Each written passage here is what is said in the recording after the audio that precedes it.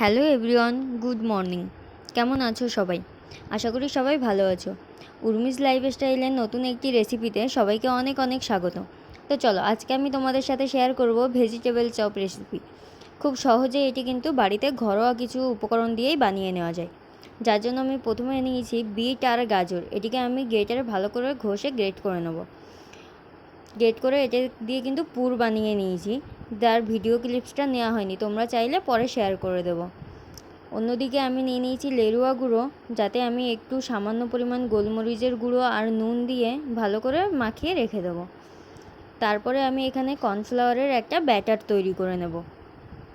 তো প্রথমে আমি 2 চামচ কর্নফ্লাওয়ার একটা বাটিতে নিয়ে নিচ্ছি। তার সাথে একটু সামান্য নুন আর এতেও কিন্তু একটু গোলমরিচের গুঁড়ো দিয়ে দেবো। তো নুন আর গোলমরিচের গুঁড়োটা দিয়ে হালকা পরিমাণ জল দিতে হবে। দেখতে হবে ব্যাটারটা কিন্তু খুব বেশি ঘনও হবে না, আবার খুব পাতলাও হবে না। তো অল্প জল দিয়ে আমি এটাকে ভালো করে মাখিয়ে নেব। একটা ব্যাটার তৈরি করে রেখে দেব।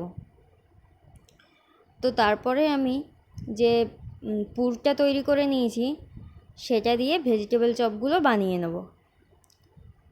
তো চলো, পুরটা থেকে লেচি কেটে কেটে ভালো করে ভেজিটেবল চপের আকারে সব আমি সাজিয়ে সাজিয়ে রাখছি।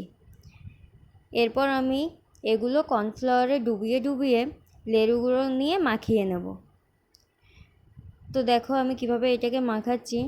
এটা কিন্তু খুব সুন্দরভাবে কোটটা করে নিতে হবে। আর হ্যাঁ, আমি কিন্তু এখানে ডাবল কোট দিয়ে দিচ্ছি। প্রথমে একবার লেবুগুলো মাখিয়ে রাখার পরে আবার কিন্তু ওইটাকেই কর্নফ্লাওয়ারের ব্যাটারে ডুবিয়ে আবার করে লেবুগুলো মাখিয়ে রেখে নেব। তো চলো, এভাবে আমি প্রত্যেকটা রেডি করে নিই।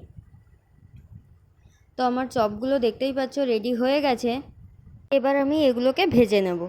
তো চলো, তার জন্য আমি গ্যাসে তেলটা গরম হতে বসিয়ে দিয়েছি। তেলটা আমার গরম হয়ে এসছে। এবার আমি চপগুলোকে একে একে ভেজে নেব। তো আমি প্রথমে গ্যাসের ফ্লেমটাকে মিডিয়াম করে দিলাম। এরপর আমি একে একে চপগুলো ভেজে নেব।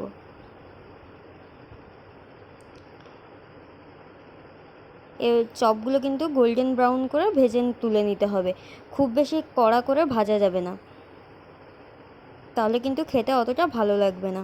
তো তোমরাও চাইলে বাড়িতে কিন্তু রেসিপিটি ট্রাই করতে পারো। সন্ধেবেলা টিফিনে খাওয়ার জন্য কিন্তু খুবই ভালো। আর বাড়িতে কিন্তু এটা খুব সহজে অল্প সময়ের মধ্যেও তৈরি হয়ে যায়। তো আমার ভিডিওটি ভালো লাগলে অবশ্যই লাইক, কমেন্ট আর শেয়ার করে দিও। দেখা হবে পরে অন্য কোনো রেসিপি নিয়ে। ততক্ষণের জন্য সবাই ভালো থেকো। Thank you.